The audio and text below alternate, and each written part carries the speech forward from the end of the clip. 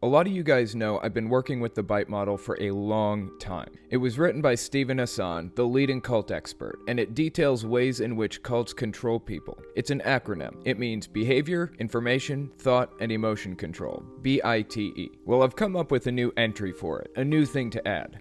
Let's get into it.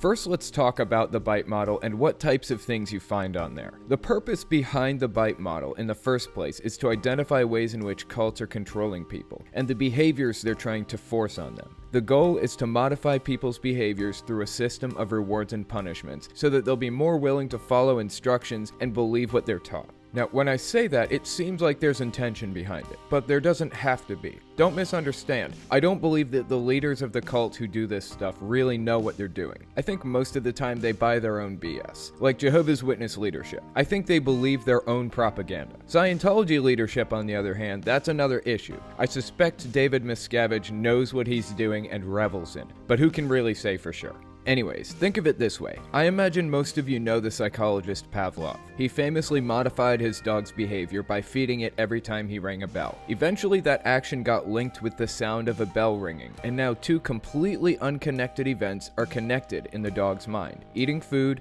and the sound of a bell ringing. That's kind of how cults work. They modify people's behavior through conditioning in the exact same way. So what kinds of things do we expect to see on the BITE model? Some of this stuff is used specifically for conditioning purposes, and some of it's just used for control. But everything adds to a certain extremist mindset. Let's look at a few items on the list. Under behavior control, we have modify behavior with rewards and punishments. That's a really big one, extremely important. It's the main method cults use to condition people. Promote dependence and obedience, dictate where and with whom you live, restrict or control sexuality, control clothing and hairstyle, regulate what and how much you eat and drink, restrict leisure time and activities, exploit you financially, deprive you of 7 to 9 hours of sleep, and require you to seek permission for major decisions. That's all under behavior control. Like I said, most of these are used to add to the mindset the cult wants you to have. Some of them, like modifying behavior with rewards and punishments, are used specifically in operant conditioning. Some examples of that would be shunning people who disbelieve and showering newcomers with praise and attention. I've told this story recently, but when I got disfellowshipped from Jehovah's Witnesses,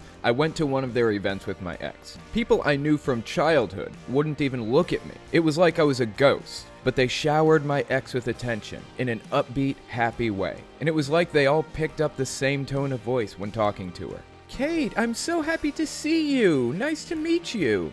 They pretend I'm dead, and they're directing all their attention to a person just inches away from me. It was like a shroud separated us. That's a perfect juxtaposition between their rewards and their punishments. Now let's look at information control. We have deliberately withhold and distort information, forbid you from speaking with ex-members and critics, discourage access to non-cult sources of information, divide information into insider versus outsider doctrine, generate and use propaganda extensively, use information gained in confession sessions against you, gaslight to make you doubt your own memory, require you to report thoughts, feelings, and activities to superiors, and finally, encourage you to spy and report on others' quote-unquote misconduct. A lot of these are used to prevent outside information from actually reaching the members. Jehovah's Witnesses are forbidden from using certain websites. For a while, they heavily discouraged people from using the internet at all. I'm genuinely surprised they decided to allow it. MySpace was a big problem back in the day when I was a Jehovah's Witness. Information is extremely restrictive. I'm skipping thought control for a minute and coming back to it, because that's the one under which my new entry belongs. Let's take a look at emotional control. Instill irrational fears or phobias of questioning or leaving the group. Label some emotions as evil, worldly, sinful, or wrong. Teach emotion-stopping techniques to prevent anger or homesickness or other emotions. Promote feelings of guilt, shame, and unworthiness. Shower you with praise and attention, also called love bombing. Threaten your friends and family. Shun you if you disobey or disbelieve. And teach you that there's no happiness or peace outside the group. This category is where you get lots of emotional blackmail. They try to force you to conform to their way of doing things, or you don't get to be a part of their lives. I mentioned love bombing and shunning earlier in reference to how I was treated when I went back to a Jehovah's Witness memorial. That's kind of the hallmark of this category. Now let's take a look at the final category: thought control. In this one, you've got instill black and white, us versus them, good versus evil thinking, change your identity, possibly even your name, use loaded language and cliches to stop complex thought, induce hypnotic or trance states to indoctrinate, teach thought-stopping techniques to prevent critical thoughts, allow only positive thoughts, use excessive meditation, singing, prayer, and chanting to block thoughts, and reject rational analysis, critical thinking, and doubt. So here's my new entry. It belongs right under instill black and white, us versus them, good versus evil thinking. I'm calling it encouraging exaggerated or overreaching thinking. Let me give you guys a few examples. When I was a Jehovah's Witness, they didn't believe in celebrating Christmas, or birthdays, or any other holiday for that matter. Why? Let me read their reasons for not celebrating Christmas, straight from their website. They celebrate Jesus' death, not his birth, which is what they call the memorial, basically Good Friday. There's no proof Jesus was born on December 25th. It's rooted in pagan rituals. Gift-giving, feasting, and partying is from Saturnalia. Christmas lights are from the European celebration of winter solstice. Mistletoe and holly are Druidic, and the Christmas tree is from pagan Europeans. Now, all of that is true. Those traditions are of pagan origins. But are their origins important enough to separate yourself from a massive cultural event? Is it reasonable to completely separate yourself from a massive part of society over this? Or is it placing exaggerated importance on it? Let me give you guys another example. One of the ways Jehovah's Witnesses are controlled is through peer pressure. The people around them watch what they do and judge them, and they all know it, so they'll be less likely to do something questionable as a result. They might be quote-unquote allowed to buy a snow globe with a reindeer in it, but they know if their fellow Jehovah's Witnesses catch wind of it, which they very well might, they'll be judged. Their friends might not be as close to them as they used to be, because they aren't living up to their standards. It's a positive feedback loop of placing exaggerated importance on things. When I was in it, I knew a Jehovah's Witness who used to be an artist. Before he joined Jehovah's Witnesses, he sold his last painting for like tens of thousands of dollars. I heard it was 100,000, but who really knows? Point is that he had real potential in the art field. He could have been somebody big, and he loved art. After he joined, he decided to devote his life to Jehovah, so he completely gave up art and started a small business cleaning offices with his wife. They made enough to live off of, and the flexibility allowed them to knock on doors full-time too. He refused to even sketch. He wouldn't even pick up a pencil because he didn't want to get dragged back into that lifestyle, quote unquote. He didn't want to place more importance on art than he did on Jehovah. That is placing exaggerated importance on something. You can both love God and also love artwork. They aren't mutually exclusive. But he read Matthew 6:24. No one can serve two masters. Either you will hate the one and love the other, or you will be devoted to the one and despise the other. It's in reference to money, but he overreached and applied it to hobbies too. He felt like he couldn't enjoy art because he loved it too much. That's a goddamn shame. And the world is deprived of his talents as a result. It's genuinely heartbreaking to me to see this. Let me give you a couple other scenarios. This is going to be a little controversial. Let me preface this by saying that I'm an atheist and I feel that religion is generally harmful to society. I would like to live in a world where religion doesn't exist, but I know that's unrealistic, so my hope is to reform religion. Get religious people on our side to work with us to get rid of extremism. That's my goal. That being said, I've noticed that when somebody leaves a religious group,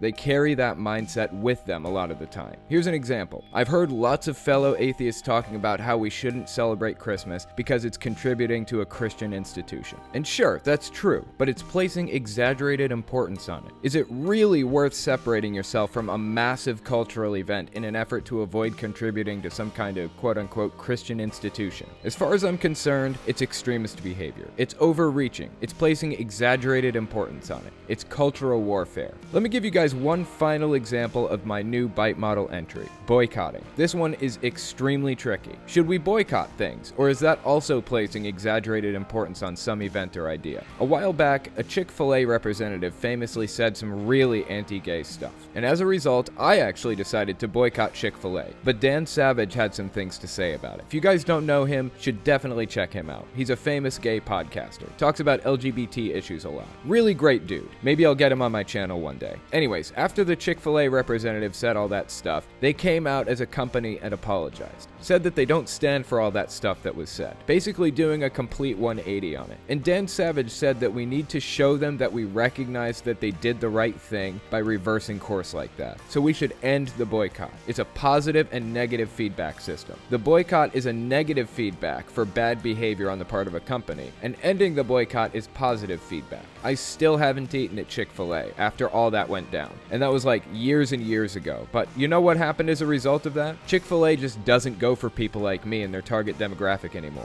They've just lost my business permanently, so they aren't trying to appeal to people like me anyways. The boycott is effectively rendered useless because I didn't give a positive feedback when they did the right thing. So in my opinion, boycotting a company over something they said or did should be very targeted, should be over something really big, not small things, and the company should be given a road to redemption. It shouldn't be an eternal never eat here again kind of thing. It should be a planned, organized action with specific goals. If you start boycotting every company from here to Texas, they're just going to cut you out of their target demographic, and it isn't going to accomplish anything except reinforcing extremist, overreaching, or exaggerated thinking in your own mind. Anyways, that's all I've got for you. If you like the work I do and you want to see me keep doing it, there are two main ways to support me. The first way is through Teespring. I have a shirt, mugs, stickers, pillows, blankets, posters, and all kinds of other types of products for every design I make. I've been working on getting a design drawn up for every single religion I've ever covered, but it's a long process. So check out my merchandise on Teespring. Another good way to support me is through Patreon. I never know if YouTube's gonna demonetize my videos or just demonetize my entire channel, so it's good to know that I could still pay rent if they did. Patreon gives me that added level of stability that I just can't get through YouTube. If you want to see my videos before they release publicly, you can sign up with Patreon. Patrons get early access. I also post them on Facebook a little bit early, so if you want to see them early there, you can. And finally, check out my podcast. I talk about all kinds of interesting stuff on there. It is where I let down my hair, so to speak. I pretty much say whatever I want without worrying about demonetization or anything. So if you want to hear my political opinions or listen to me talk about retro gaming or news or whatever else, give it a listen. It's on most podcasting services: iTunes, Spotify, SoundCloud, Google Play, and others. Or you can check it out on my podcast YouTube channel.